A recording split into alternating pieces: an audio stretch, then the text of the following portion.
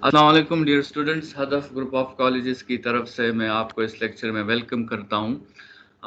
इस लेक्चर के सीरीज़ में हमने चैप्टर 10 के लॉन्ग क्वेश्चन स्टार्ट किए हैं और आज हमारा लॉन्ग क्वेश्चन जो है it is about heat engine. ठीक है, तो हीट इंजन, इसकी वर्किंग प्रिंसिपल, इसकी कंस्ट्रक्शन, इसकी वर्किंग और इसकी जो है इफ़िशेंसी, ये सब चीज़ें हम इसमें डिस्कस करेंगे।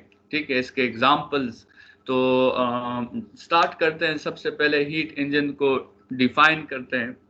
हीट इंजन का आपने हेडिंग देना है और उसमें आपने कहना है कि ये एक ऐसा डिवाइस है जो हीट एनर्जी को मैकेनिकल वर्क में कन्वर्ट करता है। ठीक है, जो हीट एनर्जी को वर्क में कन्वर्ट करे, ऐसे डिवाइस को हम हीट इंजन कहते हैं। स्टूडेंट्स, ये ब्लॉक डायग्राम में आप आसान सा हीट इंजन का इनपुट जो है वो हीट एनर्जी है और हीट इंजन का आउटपुट जो है वो वर्क डन है। स्टूडेंट्स, इसकी वर्किंग प्रिंसिपल क्या है?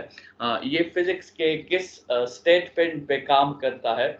तो हमने जब ये फिजिक्स में समझा कि आपके साथ एक आइडियल गैस जो है, एक आइडियल गैस जब एक साइक्लिक प्रोसेस कर सकता है, एक रिवर्सिबल साइक्लिक प्रोसेस कर सकता है, तो उस रिवर्सिबल साइक्लिक प्रोसेस के थ्रू हम हीट को वर्क में कन्वर्ट कर सकते हैं।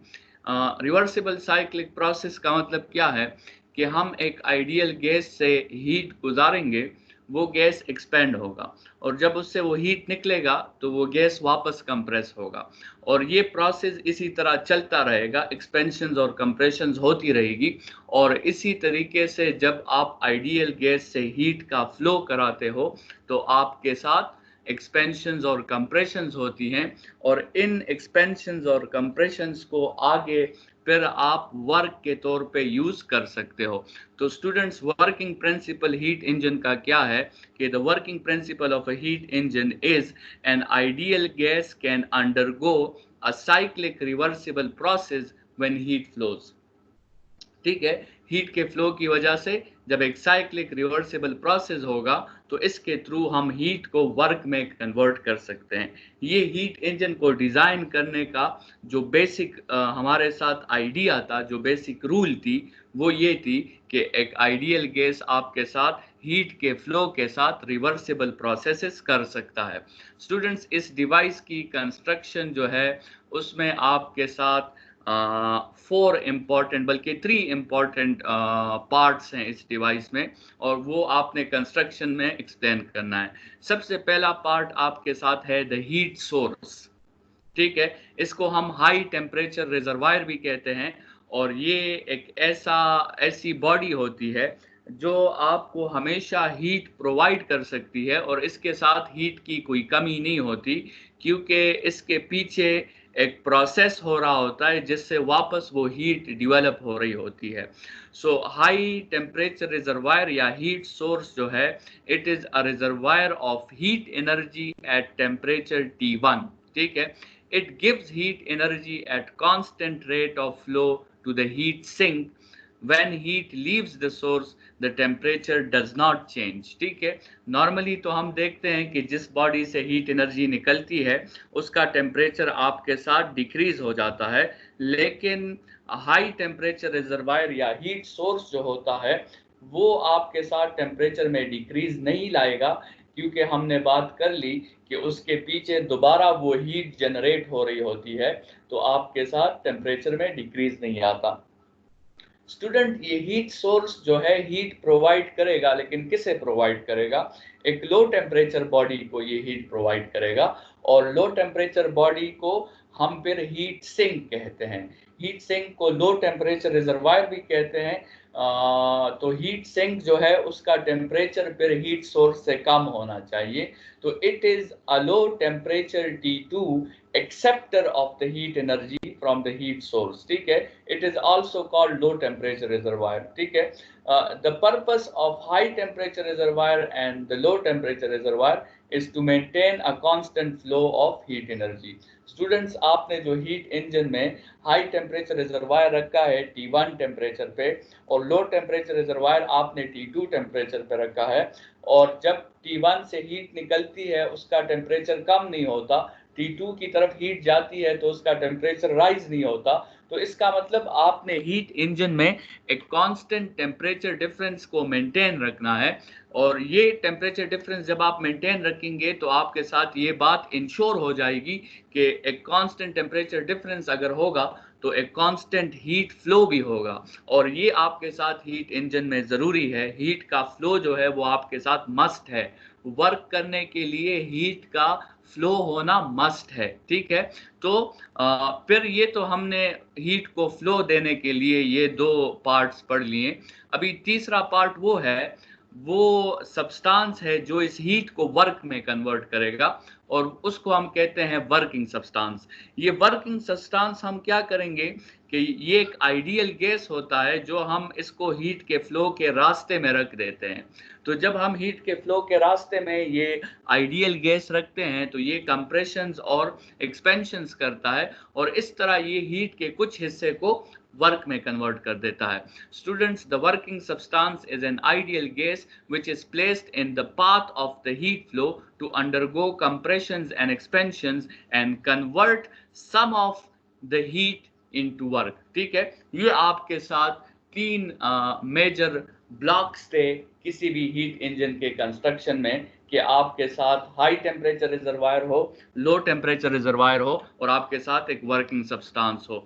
हाई टेम्परेचर और लो टेम्परेचर रिजर्वायर का मकसद कांस्टेंट हीट फ्लो को प्रोड्यूस करना है, और वर्किंग सब्सटेंस का मकसद उस हीट फ्लो के कुछ हिस्से को वर्क में कन्वर्ट कर देना है। स्टूडेंट्स, अभी आते हैं हीट इंजन के वर्किंग की तरफ, कि हीट इंजन आपके साथ वर्किंग किस तरह करता है। तो जैसे ही हम हीट इंजन को स्टार्ट करते हैं, हाई टेम्परेचर रिजर्वायर जो है वो हमें Q1 हीट देना शुरू कर देता है। As the heat engine is started, Q1 heat starts flowing from high temperature reservoir. When it enters the gas expands. The gas compresses when gives some heat Q2 to the low temperature reservoir. One thing that is important, that is vital for the function of heat engine is heat flow। जैसे हमने कहा heat flow जरूरी है, ठीक है। For heat flow we need two different temperatures, जो कौन ensure करेगा, हाई टेम्परेचर रिजर्वायर और लो टेम्परेचर रिजर्वायर, ठीक है। When heat flow from high temperature reservoir to low temperature reservoir, it should reach the low temperature reservoir. It means it is not possible that Q2 is equal to 0। Students, ये बहुत important बात है। जब आपके साथ heat high temperature reservoir से निकलती है तो उसने पहले से ही डिसाइड किया होता है कि मैंने लो टेम्परेचर रिजर्वायर तक जरूर पहुंचना है। अदरवाइज अगर ये प्लानिंग हीट पहले से ना करती तो वो हाई टेम्परेचर रिजर्वायर से निकलती ही नहीं। तो अगर हीट हाई टेम्परेचर रिजर्वायर से निकली है तो वो जो है लो टेम्परेचर रिजर्वायर को उसने पहुंचना ही है। इसका स्टेटमेंट का यहाँ पे मतलब ये है कि आप इस तरह नहीं कर सकते कि आप सारे के सारे हीट को वर्क में कन्वर्ट कर दें। आपने कुछ हिस्सा दोबारा जो है लो टेम्परेचर रिजर्वायर को रिजेक्ट करना ही करना है। तो ये स्टेटमेंट को स्टूडेंट जरा दोबारा रीड करें। When heat flows from high temperature reservoir to low temperature reservoir, it should reach low temperature reservoir. This means that it is not possible that Q2 is equal to 0. This is not possible to construct a heat engine with 100% efficiency। Student, इस diagram से आपको clear हो जाना चाहिए, ये आपके साथ high temperature reservoirs है जिससे एक हीट का फ्लो हो रहा है, और हम इस हीट के फ्लो को के कुछ हिस्से को हम वर्क में कन्वर्ट कर देते हैं। बाकी Q2 जो होता है वो आपके साथ लो टेम्परेचर रिजर्वायर पर उसने पहुंचना ही पहुंचना है, ठीक है। अगर आप इस एरो डायग्राम से इस हीट फ्लो का इक्वेशन निकालें तो आपके साथ Q1 जो है वो इनपुट है और आउटपुट आपके साथ वर्क है, और वेस्ट जिसे आप यूज नहीं कर पाए वो आपके साथ Q2 है। तो इक्वेशन के मुताबिक Q1 is equal to Q2 plus W, जिससे ये पता चलता है कि Q1 is greater then W। इसका मतलब input is greater than output. इसका मतलब आपके साथ इफिशिएंसी कभी भी 100% किसी भी हीट इंजन की नहीं हो सकती। स्टूडेंट्स, अगर आपको याद हो तो हमने आइसोथर्मल प्रोसेस में पढ़ा था कि हम हीट को कंप्लीटली वर्क में कन्वर्ट कर सकते हैं, लेकिन यहाँ पे आप देख सकते हैं कि प्रैक्टिकल हीट इंजन हमें ये बता रहा है कि हम कभी भी हीट को कंप्लीटली वर्क में कन्वर्ट नहीं कर सकते। तो स्टूडेंट जरा इस मशीन की अभी इफिशिएंसी निकालते हैं। इफिशिएंसी हमारे साथ है, जो इफिशिएंसी की जनरल डिफिनीशन है, it is a dimensionless quantity and it is defined as output energy by input energy या फिर output power by input power.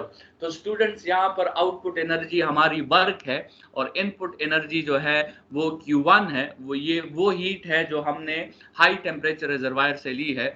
लेकिन इस फार्मूला के मुताबिक स्टूडेंट्स, ये जो आपको फार्मूला नजर आ रहा है, इससे अगर आप वर्क की वैल्यू सब्स्टिट्यूट कर दो तो आपके साथ Q1 माइनस Q2 आता है और फिर आप LCM को तोड़कर सिंप्लीफिकेशन कर सकते हैं तो आपके साथ इफिशिएंसी का फार्मूला आ जाएगा Q2 minus Q1 minus Q2 divided by Q1।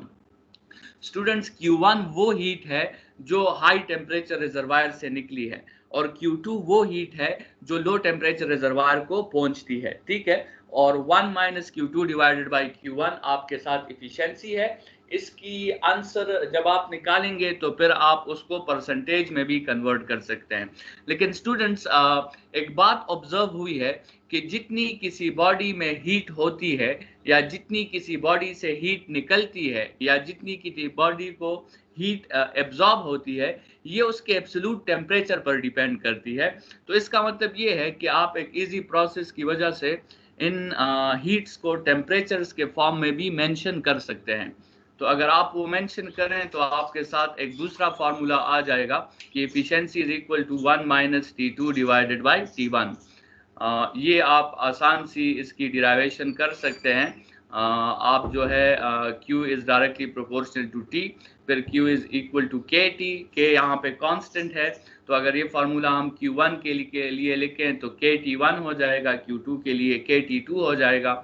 इसको रीसब्स्टिट्यूट करें तो आपके साथ जो है, तो ये जो नया फार्मूला हमारे साथ आया है, efficiency is equal to 1 minus T2 divided by T1। इसमें T1 जो टेम्परेचर है वो हाई टेम्परेचर रिजर्वायर का है और T2 जो टेम्परेचर है वो लो टेम्परेचर रिजर्वायर का है। स्टूडेंट्स, इस फार्मूला से हमें पता चलता है कि efficiency depends upon two factors. According to equation A and equation B, efficiency depends on the two following factors. या तो वो heat of high temperature reservoir Q1 पर डिपेंड करता है या absolute temperature of high temperature reservoir T1 पर depend करता है। और दूसरा वो जो है लो टेम्परेचर रिजर्वायर से जो हीट गेन वो एब्जॉर्ब करता है Q2 या लो टेम्परेचर रिजर्वायर का टेम्परेचर जो कि T2 है, ठीक है। अभी इफिशिएंसी हमेशा जो है वो आपके साथ 1 से लेस होती है।